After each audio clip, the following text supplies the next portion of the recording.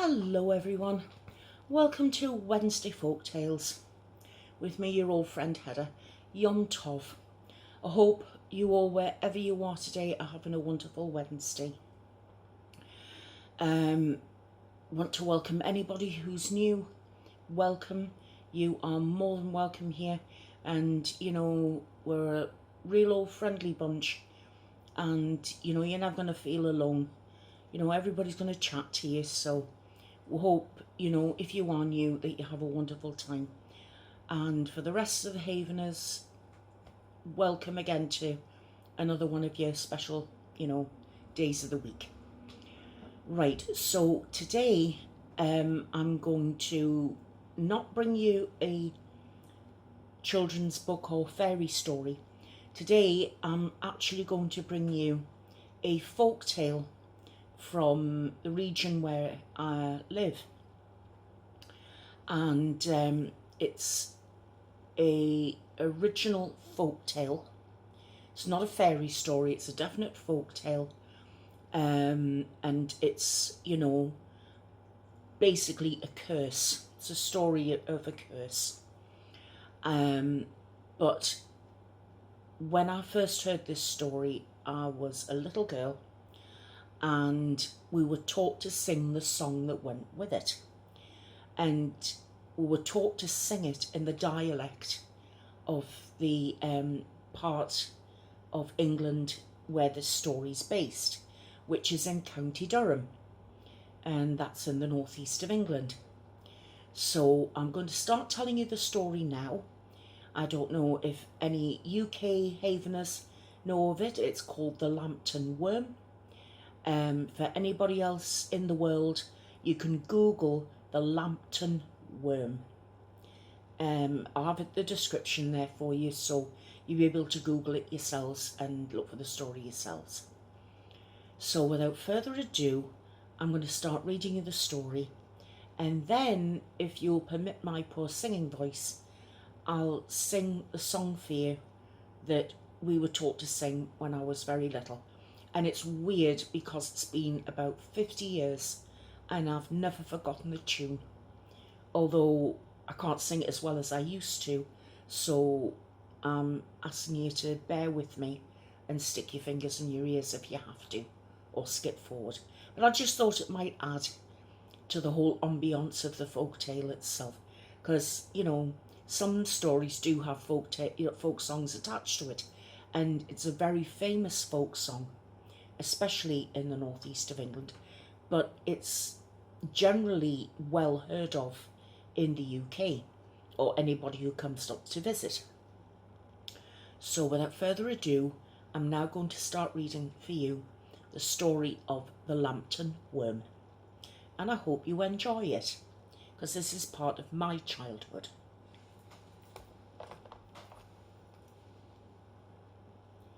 The legend of the Lambton Worm. The Lambton Worm is a legend from County Durham in northeast England, and is one of the area's most famous pieces of folklore. The story is centred around John Lambton, heir of the Lambton estate, County Durham, and his fierce battle with a gigantic worm, or dragon, that had been terrorising the local villages. Details of the story have changed over time with each telling, as with most myths of this kind. The story reveals that a young John Lambton was very defiant, who missed church one Sunday to go fishing in the River Wear. In many versions of the story, while walking to the river or setting up his fishing equipment, John receives warnings from an old man, or a witch, depending on who's telling the story, that no good can come from intentionally missing church. It so happens that John Lambton hasn't been able to catch a single fish until the church service concludes, by which time he fishes out a small eel or lamprey type creature with its salamander-like head bearing 9 holes on each part. Depending on the rendition of the story, the worm is no bigger than a thumb, or about 3 feet long, In some versions it has legs, while in others it's said to more closely resemble a serpent. Well, at this point, the old man returns. John proudly claims that he's caught the devil himself and decides to dispose of his catch by discarding it down a nearby well. The old man then ensures further warnings about the beast's nature and departs. John eventually forgets about the creature, after throwing it down the well, of course, and joins the Crusades as a penance for his rebellious early years. The Crusades were a series of religious wars sanctioned by the Roman Catholic Church in the medieval period. So you're talking about the 11th and 12th centuries. As time passes, the worm grows immensely large and the well becomes poisonous. Villagers start to notice livestock going missing and discover that the worm, now fully grown, has emerged from the well and coiled itself around a local hill. In some versions, the hill is Penshaw Hill, which is the Penshaw Monument where it now stands, but the locals credit the nearby Worm Hill in Fatfield. That's a place in County Durham as well. The worm was so huge that it could coil itself around the hill 7 times. It is said that the marks of the worm can still be seen on Worm Hill. The worm terrorises the local villagers, preventing cows from producing milk, eating sheep, and abducting small children. It then heads down towards Lambton Castle, where the Lord, John Lambton's senile father, somehow manages to sedate the creature on what becomes a daily ritual. The worm is offered the milk of 9 good cows. That's approximately 20 gallons, which is, I've got no idea. Maybe 100 litres? Could be. I don't know. You'll need to translate Google gallons into litres, and then you'll find out how much that is, because I've got no idea. A number of brave villagers come forward to try and kill the beast, but to no avail, as they are quickly dispatched. When a chunk is cut off the worm, it simply reattaches the missing piece. Visiting knights also tried to kill the beast, but none of them survive. When annoyed or defensive, the worm uproots large trees by coiling its tail around them, and then causes mayhem and destruction by swinging the uprooted trees like a mace. Well, 7 years later, John Lambton returns home from the Crusades to find his father's estate extremely impoverished. He decides to fight the beast, but first seeks guidance from a wise woman near Durham. The witch hardens John's determination to kill the beast by explaining his responsibility for the worm. She tells him to cover his armour in spearheads and to fight the worm in the River Wear. The witch also tells John that after killing the worm, he must then kill the first living thing he sees, or else his entire family will be cursed for 9 generations, and they will not die warm in their beds. John prepares his armour according to the witch's instructions. Before going to fight with the beast, John arranges with his father that when he's killed the worm, he will sound his hunting horn 3 times. On receiving this signal, his father is to release his favourite dog so that it will run to John, who can then kill the dog and avoid the curse. John Lambton then confronts the worm by the river, where it spent its days wrapped around a great rock. The worm tried to crush him, wrapping him in its coils, but cuts itself due to the armour's spikes. Chunks of the worm fall into the river and are washed away before the worm can reattach them to itself. Eventually the worm is dead, and John, still aware of the curse, sounds his hunting horn 3 times. Unfortunately for him, though, John's father is so excited about the beast being dead that he forgets to release the hound and rushes out to congratulate his son. John cannot bear to kill his father, and so after they meet, the hound is released and dutifully dispatched. But since John's father was the first living thing that he saw, and since he failed to kill his own father, 9 generations of the Lambton's family are cursed. They shall not die peacefully in their beds. Well, that's the end of the story. But as for the curse, it seems to have held true for at least 3 generations. This has contributed to the popularity of the story. The first generation, Robert Lambton, drowned at Newark. The second, Sir William Lambton, a colonel of foot, died at Marston Moor. Now that was a very famous battle in the Civil War in the 1640s in England at that time, between Charles I and Oliver Cromwell. So that has happened as fact. The third, William Lambton, died in battle at Wakefield.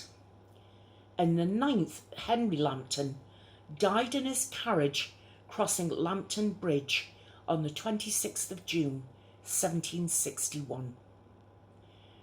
The story was made into a song in 1867 by a C.M. Lemaine, which passed into oral tradition and has several slightly different variants. So that's the end of the story of the Lambton Worm. So I'm a bit nervous about doing this, to be quite honest with you, because apart from the odd little bit that I've done for you in the past, I've never sung a whole song to you. So, but I want to sing this because it was a time in my childhood when I was happy. I was at school. I could forget problems at home, and I always loved to sing. You know, until about, God, it must be coming up for 20 years ago, I was, well, no, that's not true. Up to about 5-6 years ago, I was in choirs.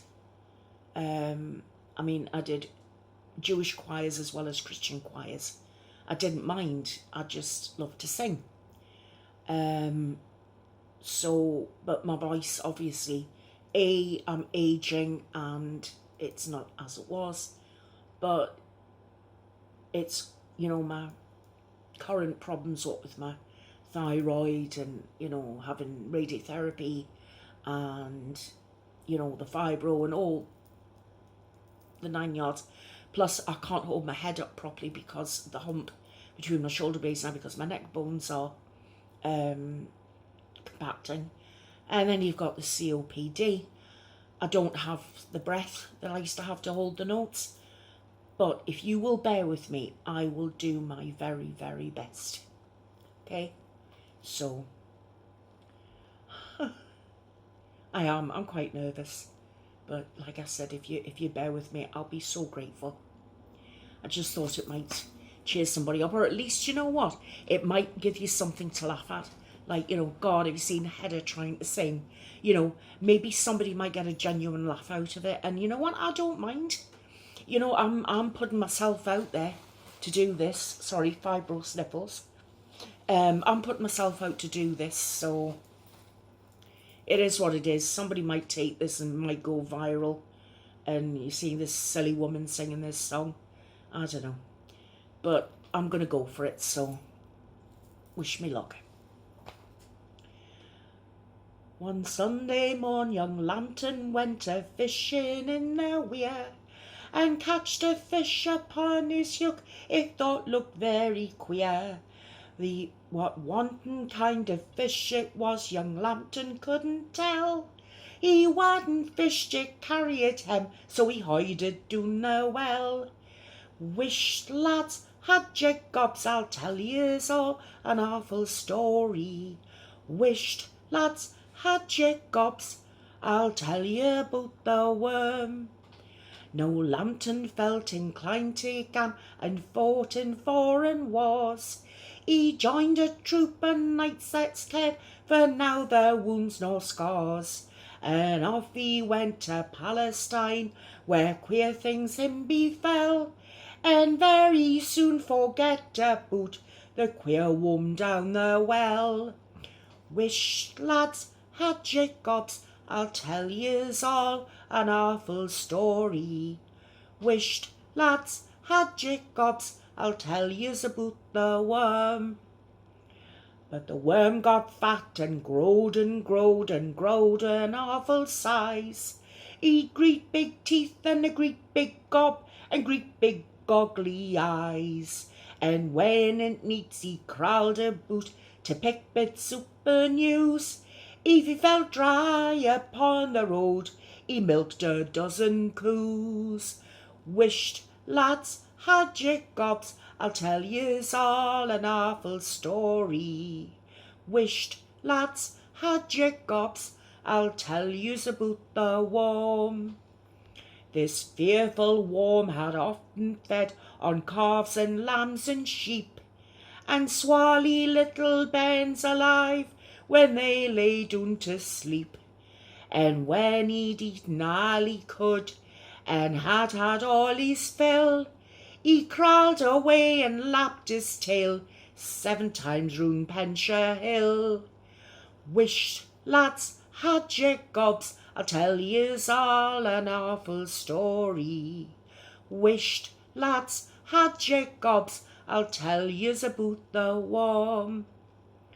The news of this most awful worm and his queer gannings on should cross the seas got to the ears of brave and bold Sir John.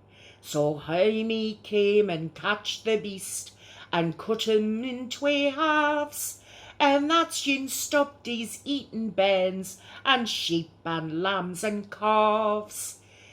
Wisht, lads, had ye gobs, I'll tell yous all an awful story. Wisht, lads, had ye gobs, I'll tell yous about the worm. So now ye know all the folks on both sides of the weir lost loads of sheep and loads of sleep and lived in mortal fear. So let's have one to brave Sir John that kept the bairns frae harm, saved coos and calves and milk and halves o' the farms of the Lambton Worm. Noo, lads, I'll had me go, that's all I'll have about the story of Sir John's clever job with the awful Lambton Worm. And if you wanted me to translate that for you, that was basically in the Durham accent, and it basically said that in the choruses, it's when it's wished lads had your gobs, it means shh boys, keep your mouths shut, I'll tell you all an awful story. Shut, close your mouths, I'll tell you about the worm. So John Lambton went fishing in the weir, caught a fish on his hook.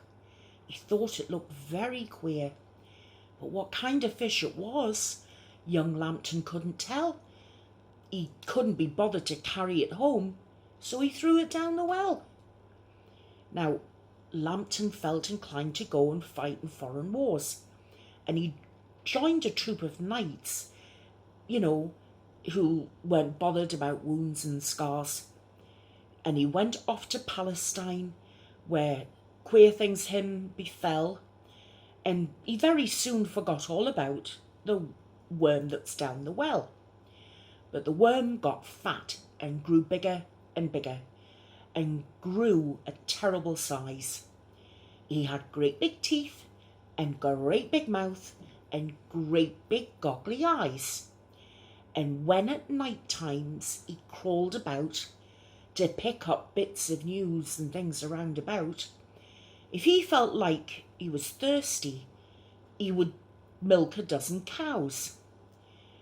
And then this awful worm fed upon calves and lambs and sheep, and little children, swally little bairns, little babies, little children who were alive when they were laid down to sleep. But when he'd eaten them all and he'd eaten his fill, he crawled away and wrapped his tail 7 times round Penshaw Hill. Well, the news of this worm and its terrible happenings got to the ears of Sir John. So he came home, he caught the beast, he cut it in 3 halves. That's what it says, 3 halves. And that soon stopped the worm from eating the babies and the sheep and the lambs and the calves. So now you have all you folks on both sides of the River Wear, that we've lost lots of sheep and lots of sleep. We've all lived in mortal fear. But let's have a drink to brave Sir John, the one that protected the children. He saved cows and calves and milking cows and from the hands of the Lambton Worm. So, and the final one is, now boys, I'll close my mouth, because that's all I know about this story, and all about Sir John's clever job of getting rid of the Lambton Worm. So there you have it. Neil Point. I'm thinking of the Eurovision Song Contest. I'm sorry about the singing voice, but that's what I did when I was a kid, and we learned all different kinds of different folk songs. But apart from a couple that I learned when I was in Scotland, that is the one that sticks out most in my mind. And I would have been about 8, probably 9 years old at the time when I learned this one. And I can honestly tell you that every single child in that class knew that song from memory. We all did. It took a few times for us to learn it. Back in those days, it was written on a blackboard with chalk, and you were taught to learn it and keep it in your head, because you'd be tested on it. And it meant that you could go anywhere and sing it anywhere, and that's what we did. We'd go around old folks' homes, and we'd stand in the park on a sunny day, and we'd sing it for people in the park.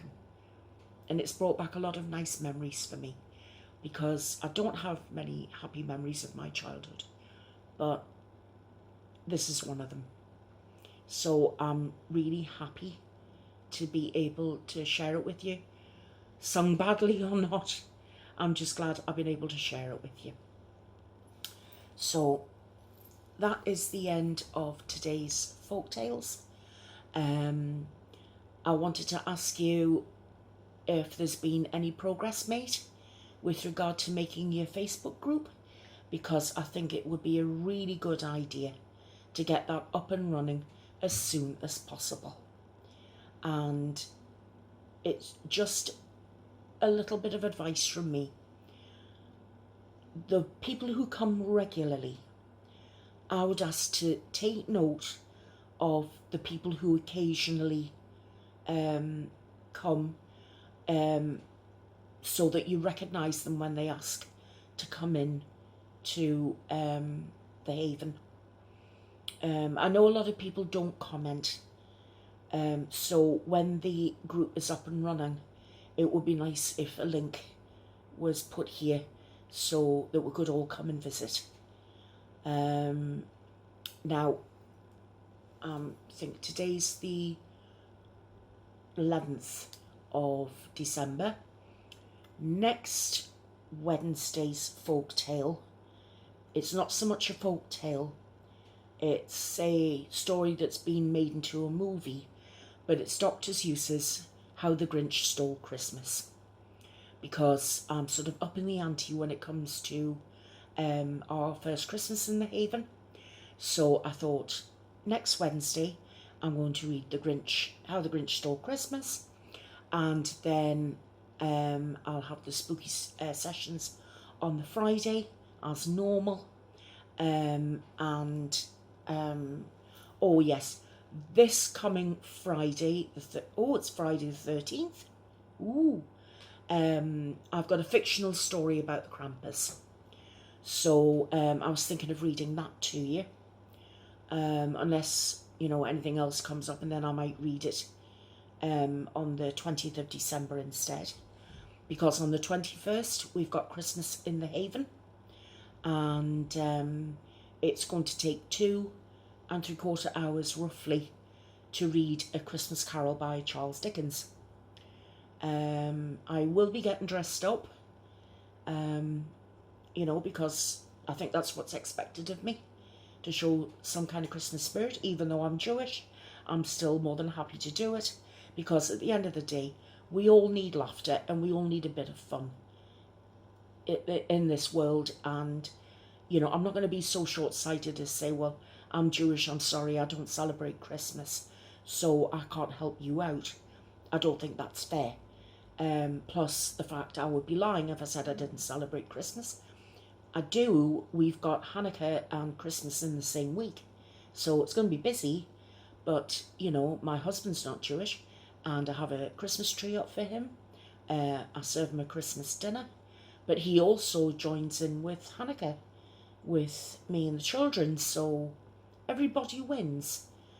And when the first day of Hanukkah comes up, or might be the next time that I make a video, I'll show you my Hanukkah with my candles on it, and just share a little bit of my what my traditions with you, if that's okay with you guys. I'd like to do that. It's not about forcing religion down your throat, and I know we don't talk about religion, but there are different traditions that I would like to share with you. And our Kate is Jewish, Barbara Ann is Jewish. If I'm missing anybody else out who's Jewish, please forgive me. But whoever is Jewish, I will be getting out my Hanukkah, and probably sing a couple of Hanukkah songs just to entertain you. So if anybody wants to join in who's Jewish, the more the merrier. Right, well, on that happy note, I'm coming up to the end of our time together. I just want to say a really special thank you for sitting through me singing that song. And I hope you can finally forgive me for hurting your ears so badly. I want to thank you very, very much for being here. And I do want to thank you for watching, because it is important to me. It really, really is. I know thousands of YouTubers say you watch me and you could be watching so many others. That is true.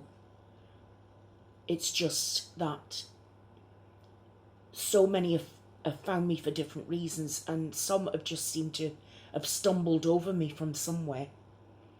And I'm just so grateful that each and every one of you is here and that you're sticking with me. And you've no idea how much that means. And the other reason that I'm feeling particularly grateful right now is that I started the channel. My recollection of it was New Year's Eve. So I can't remember exactly when the Haven became the Haven, but whenever it was, it's going to be the first anniversary of this channel. And I'm so proud of each and every one of you, because, and I know I'm boring you to death, but if it wasn't for you, there would be no channel. I can't thank you enough for that. There is nothing that I can say that is effective enough that gets across how emotional that makes me feel. I just wish I could shake each one of you by the hand and thank you and hug you and say thank you so much for helping me grow and helping me come to terms with who I am and helping me realise that I am filled with faults. I make very, very many mistakes, and you lot keep me humble. And that's a good thing. So you are all performing a massive mitzvah to me. You all keep me in check. You keep my feet firmly on the ground. So, thank you. I do love you all. Please take care of yourselves. And Paranormal Crew, I will see you on Friday. For everybody else, I will see you again very, very soon. Take care. Bye-bye for now.